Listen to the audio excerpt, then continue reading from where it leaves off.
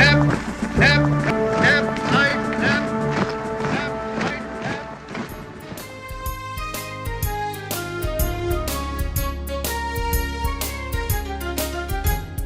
जिंदा है तू जिंदगी की जीत में यकीन कर, अगर कहीं है स्वर्ग तो उतार ला जमीन पर। तू जिंदा है तू जिंदगी की जीत में यकीन कर, अगर कहीं है स्वर्ग तो उतार ला जमीन पर। तू जिंदा है।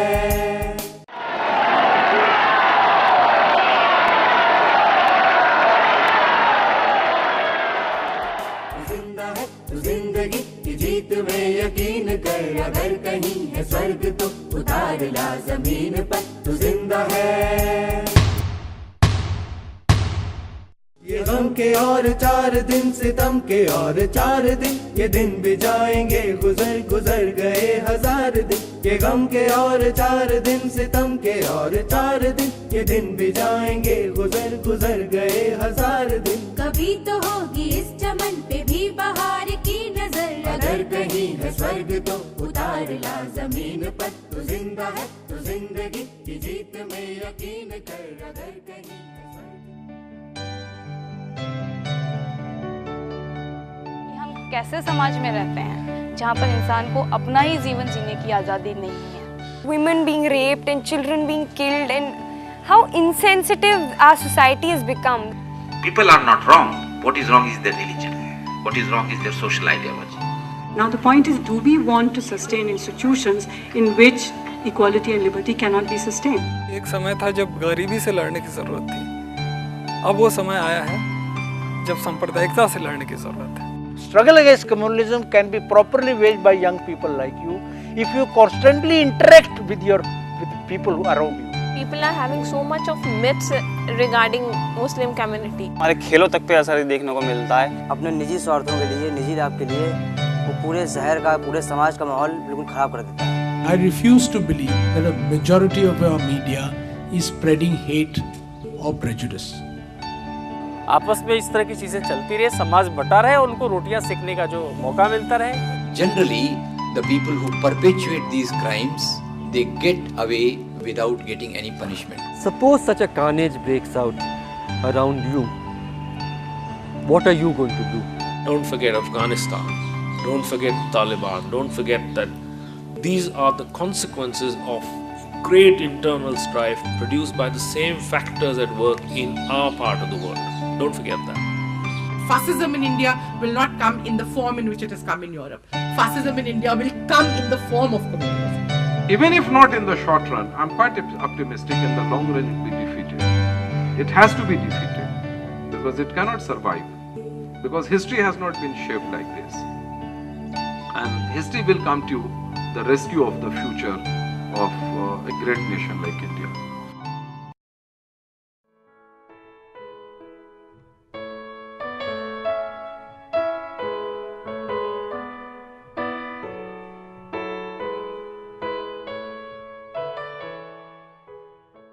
अगर आप हिम्मत के साथ, साहस के साथ, ईमानदारी के साथ गुजरात की घटनाओं को देखें, वो एक दर्पण है जिसमें हम शायद अपनी तस्वीर देख पाएँ।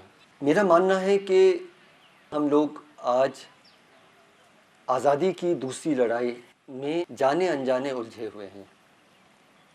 आज़ादी की पहली लड़ाई मुख्य रूप से तो अंग्रेज़ों की गुलामी से छुटकारा लेने के लिए लड़ी गई थी, लेकिन एकमात्र वो लड़ाई नहीं थी। लड़ाई ये भी थी कि आज़ादी के बाद हिंदुस्तान का स्वरूप क्या होगा, हिंदुस्तान कैसा बनेगा, वो भी आज़ादी की लड़ाई का एक बहुत बड़ा हिस्सा था।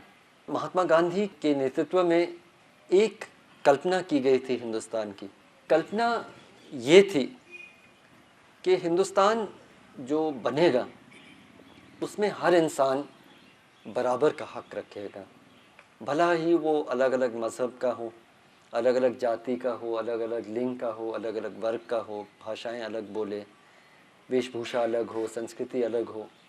हम अपना गर्व इसी में मानेंगे कि हिंदुस्तान ऐसा देश है, दुनिया में एकमात्र ऐसा देश है जहाँ इतने ज़्यादा विविधता में लोगों को सर ऊपर उठा के बराबरी का हक मिलेगा। ये हिंदुस्तान का सपना था। मुस्लिम लीग का ये मानना था कि नहीं, मज़हब ही मुख्य आधार है राष्ट्रीयता का। उनका मानना था कि एक अलग देश बनना चाहिए और पाकिस्तान उस आधार पे बना।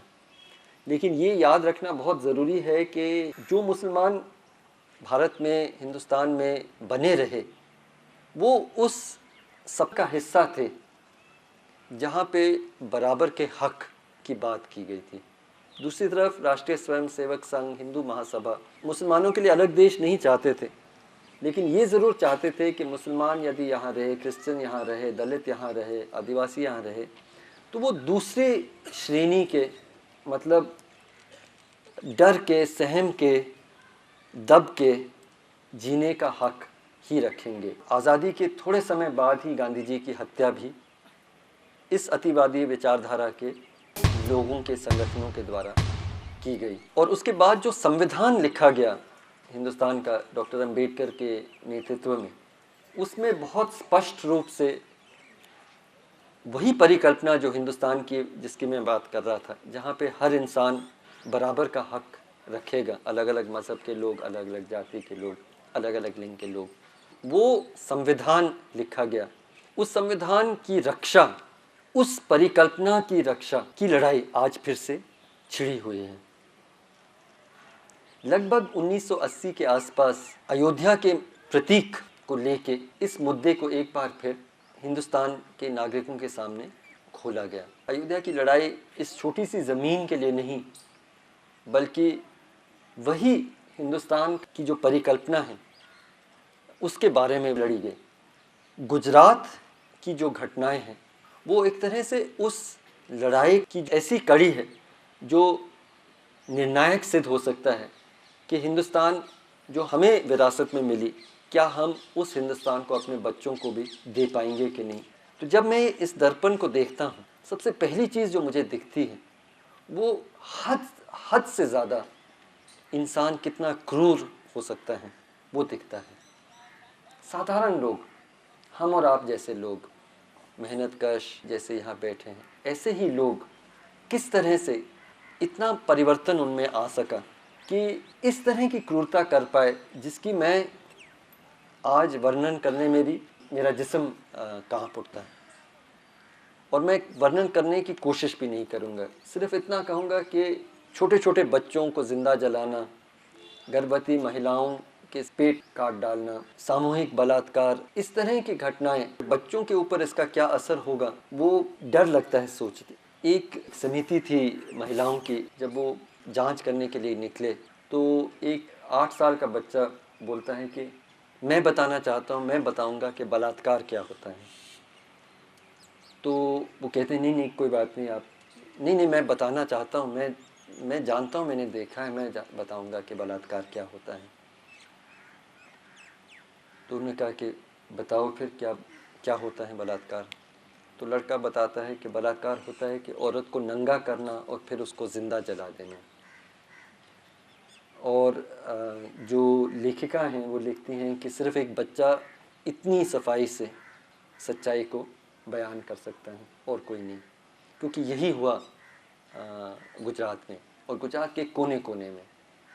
दर्पण को देखते समय मेरा ये प्रश्न है कि साधारण इंसान, हम और आप जैसे इंसान में किस तरह से ये तब्दीली आई कि वो इतनी क्रूरता कर पाए। और अगर उनमें ये तब्दीली आ सकी तो क्या हम और आप में भी ये तब्दीली आ सकती है एक दिन।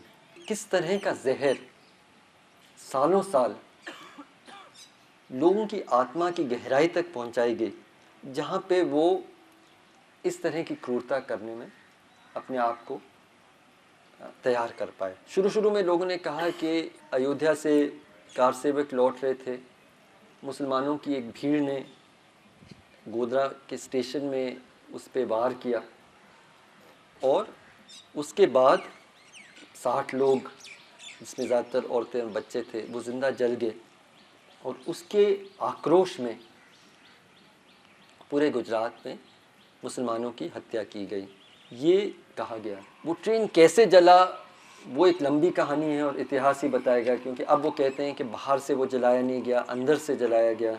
बहुत सारे उसके बारे में प्रश्न चिन्ह हैं। जो भी स्वतंत्र जांच हुए हैं उन्होंने ये सिद्ध किया है कि गुजरात का जो नरसंहार हुआ था वो सालों साल की तैयारी के बाद हुआ।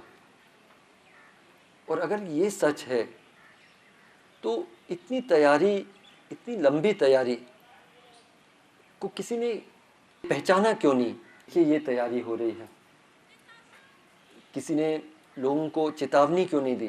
पूरी देश को चेतावनी क्यों नहीं दी? समाज को चेतावनी क्यों नहीं दी? आखिर गुजरात में विशेषज्ञ, सामाजिक कार्यकर्ता, बुद्धिजीवी, लेखक, कवि, एक्टिविस्ट, हर किस्म के लोग हैं और उन्होंने पहचाना क्यों नहीं? तो दर्पण देखते समय प्रश्न उठता है कि क्या ये तैयारी सिर्फ गुजरात में हो रही है? क्या एक दिन जहां हम लोग रहते हैं, हमारे आसपास गोधरा जैसी कोई घटना हो तो क्या उसी तैयारी के साथ यहाँ भी उसी तरह की हिंसा हो सकती है? लोगों के पास इतना डिटेल था कि मुसलमान की संपत्ति कहाँ है, उनके दुकानें कहाँ हैं, उनके घर कहाँ हैं, और यहाँ तक कि मान लीजिए कि तुलसी रेस्टोरेंट है। अब तुलसी रेस्टोरेंट को सिर्फ अचानक कोई भीड़ पहुँच जाए तो उनको तो ये तो पता नहीं चलेगा कि ये मुसलमानों का है, जब तक अच्छी तरह से पहले से खोज और तैयारी नहीं हो। एक बहुत बड़े शॉपिंग कॉम्प्लेक्स में एक दुकान है जो पैंटलून स्टोर है, उसमें एक पार्टनर मुसलमान है, वो भी एक स्लीपिंग पार्टनर, मतलब जो कभी आते जाते भी नहीं थे। लेकिन उस पूरे शॉपिंग कॉम्प्लेक्स में केवल उस दुकान को अटैक किया जाए। क्या एक दिन ऐसा भी आ सकता है जहाँ पे हमारे इर्द गिर्द कोई घटना शुरू हो और हम भी कहें कि इतने सालों की तैयारी थी लेकिन हमें पता नहीं चला? हम देख नहीं सकते हैं या देखना नहीं चाहते हैं? ये बहुत बड़ा प्रश्न है। गुजरात की घटनाओं को जब मैं देखता हूँ तो एक तीसरी चीज़ भी मुझे दिखती है, वो है सरकार की भूमिका। नरसंहार के होने में सरकार की खुली भूमिका थी। सरकार खुद, सरकार के नुमाइंदे, सरकार के कर्मचारी अगर खुद जनता के एक हिस्से के खुलकर दुश्मन बन जाएं और इस तरह की क्रूरता में उनके सहयोगी बन जाएं, भागीदार बन जाएं, तो हम और आप कोई भी सुरक्षित नहीं है। आज हम समझें कि मुसलमानों के साथ हुआ, गुजरात में हुआ, तो हमारा क्या संबंध है? लेकिन एक बार सरकार खुद अपनी भूमिका को इस तरह से खुलेपन से, बिना कोई संकोच, समझे कि ये मेरा गौरव है और इसी को अपना गौरव मान के वो चुनाव के लिए भी जाएं, तो ये पूरे देश के हर इंसान के लिए बहुत बड़ा खतरा का निशान है, अगर आप उस दर्पण को ध्यान से, ईमानदारी से, हिम्मत से, जैसे मैं कह रहा था, देखने के लिए तैयार हों। सामान्य लोग अगर क्रूरता करें और लोगों की हत्या करें या नरसंहार में शामिल हों, वो बहुत बड़ा अपराध है। लेकिन सरकार अगर नरसंहार में भागीदार बन जाए तो वो उसी तरह का अपराध है जहाँ डॉक्टर अपने ही रोगी को जानबूझ के ऑपरेशन टेबल पे मारे। उस तरह का अपराध हम लोगों ने गुजरात में देखा है। लेकिन ये अपराध सिर्फ नरसंहार की तैयारी या उसके घटने तक अगर सीमित रहता, वो अपने आप में गंभीर बात तो होती ही। सरकार की उसके बाद जो भूमिका रही और निरंतर रही, वो उससे बहुत ज़्यादा गंभीर और खतरे की बात है। मैं प्रशासनिक सेवा में 20 साल रहा हूँ। हमारे ट्रेनिंग में एक चीज़ तो ज़रूर ही सीखते हैं कि ऐसे घटनाओं में आप क्या क्या चीज़ें करेंगे। पहली बात तो उसको रोकने के लिए यूज़ ऑफ फोर्स, बल प्रयोग, और जिसमें सेना को भी बुलाने तक की का हक, अधिकार और कर्तव्य, जो वहाँ स्थानीय अधिकारी है उसको हक है कि वो सेना के जनरल को भी वो आदेशित कर सकता है कि लोगों की जान खतरे में है, आपको आना पड़ेगा और उनको आना पड़ेगा, ऐसा कानून में लिखा है। लेकिन आज हम लोग पेपर में पढ़ते हैं कि मुख्यमंत्री तय नहीं कर रहे थे और रक्षा मंत्री तय नहीं कर रहे थे। ये कानून के खिलाफ है। जब भी आप सुनते हैं कि कोई दंगा कुछ घंटों से ज़्यादा चल रहा है तो आप ये मान के चलें कि ये सरकार की मंजूरी के साथ हुआ है। लेकिन एक बार ये हो जाए तो हमारे ट्रेनिंग में ये सिखाया जाता है कि तत्काल आप राहत शिविर स्थापित करें, जहाँ पे लोग ऐसे ऐसे खुले स्थानों में इकट्ठा हो सकते हैं। सब लोग जानते हैं ये कैसे होता है।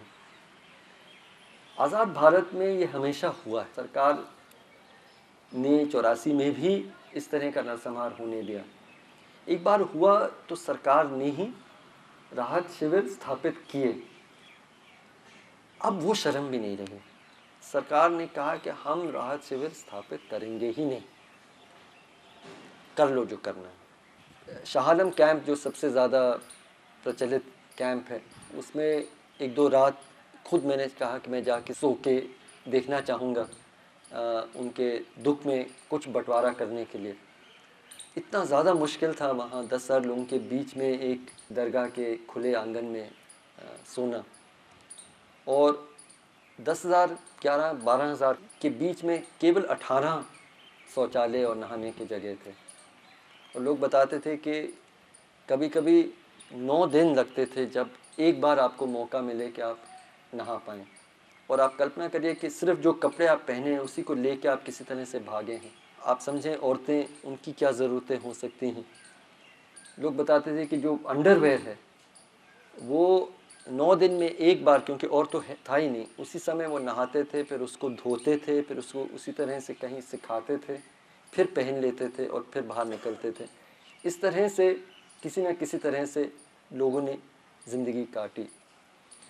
और धूप बढ़ी, फिर 45 डिग्री और उससे ऊपर भी टेम्परेचर्स गए, ना पानी पीने का ना कुछ। और सरकार ने फिर भी कोई जिम्मेदारी नहीं ली। फिर बरसात आए। मुझे विश्वास ही नहीं हो रहा था कि सरकार कम से कम बरसात के लिए तो कुछ तो कवर देगी। मैं खुद एक डेलीगेशन में प्रधानमंत्री से मिला और कहा कि आप ये नहीं कर सकते हैं अपने नागरिकों के एक हिस्से के साथ, लेकिन उन्होंने किया। मुझे हमेशा याद रहेगा वो तस्वीर के बरसात 3 दिन तक चल रहा है, कब्रों के बीच में औरतें बच्चों को लेके बैठी हुई हैं, गंदा पानी बीच बीच में बह रहा है, खाना 3 दिन से पका नहीं, सब रो रहे हैं। मैं कभी कभी जब आता था तो अपने पिताजी से बात करता था कि मुझे तो लगता है कि जैसे कोई दुश्मनों के साथ व्यवहार हो रहा हो, इस तरह से सरकार इन लोगों के साथ व्यवहार कर रहा है। क्योंकि उन्होंने कहा कि मैंने विश्व युद्ध देखा है और उसके बाद के भी युद्ध देखे हैं।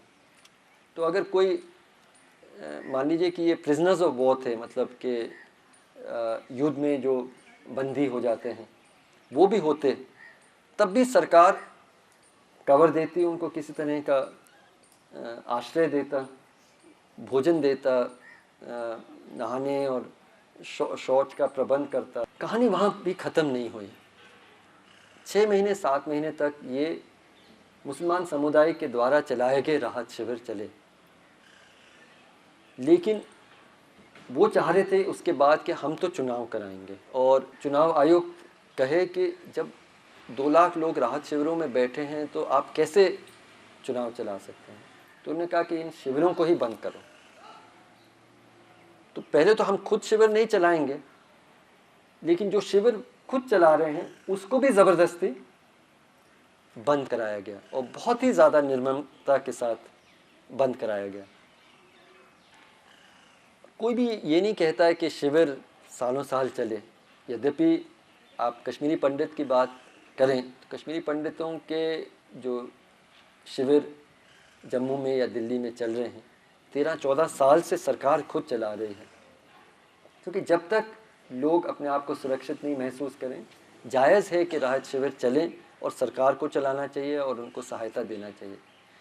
लेकिन कश्मीरी पंडित के लिए तो सरकार करेगी, और यहाँ पे हम शिविर नहीं चलाएंगे और जो आप चला रहे हैं उसको भी आपको ज़बरदस्ती बंद करना पड़ेगा ताकि चुनाव हो सके। राहत शिविरों से आगे चलें, कॉम्पनसेशन की बात, मुआवजा, सरकार की ये जिम्मेदारी रही है कि वो मुआवजा देगी।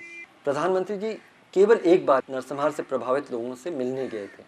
उस बार उन्होंने घोषणा की कि जिनके घर बार पूरे ये जला दिए गए हैं सब सामान ख़त्म हो गया है, उनको 50,000 रुपये मुआवजा मिलेगा, जिससे वो अपनी ज़िंदगी को फिर से शुरू कर पाएँ।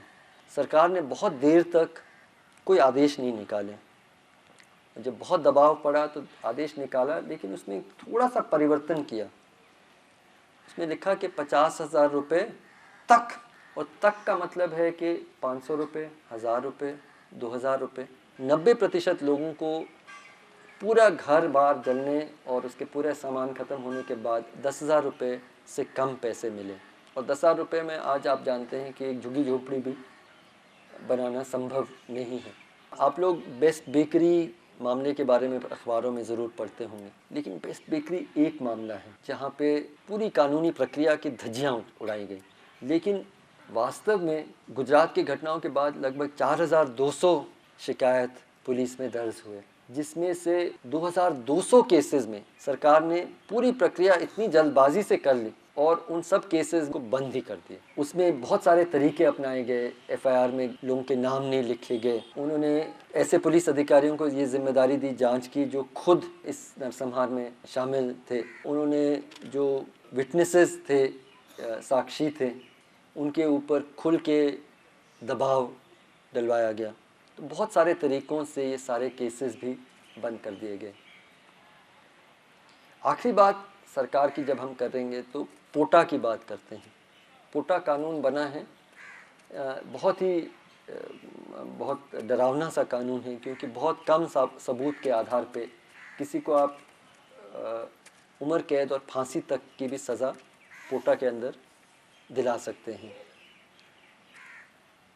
आप विश्वास नहीं करेंगे कि 240 लोगों को पोटा में इन घटनाओं के बाद गुजरात में बंद किया गया है, और 240 में से 240 सिर्फ अल्पसंख्यक लोगों का है। एक भी अन्य व्यक्ति पर पोटा लगाया ही नहीं गया है, जबकि सभी मानते हैं कि 84 के सिख दंगों के अलावा ये एकमात्र ऐसी घटना है जहाँ पे पूरा का पूरा हिंसा मुसलमान समाज के खिलाफ हुआ। उसके बावजूद भी वही दोषी माने गए और वही टेररिस्ट भी माने गए, और उन्हीं को पर पोटा भी लगाया गया और वो सड़ रहे हैं कालकोठरी में।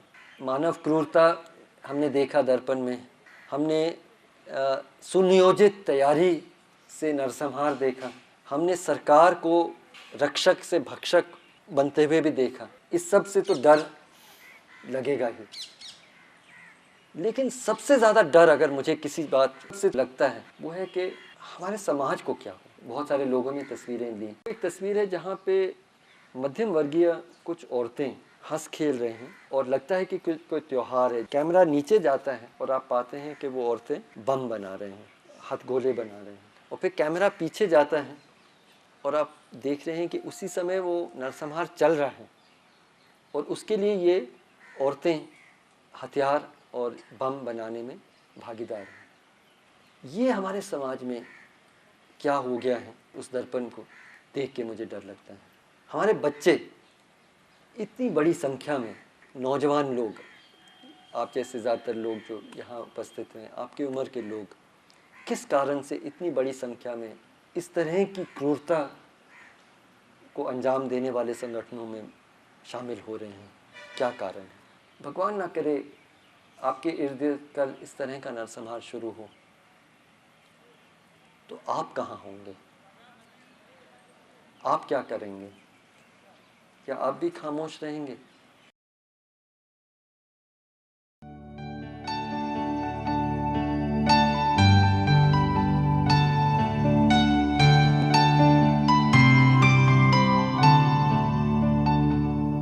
इन काली सदियों के सर से जब रात का आंचल ढलकेगा,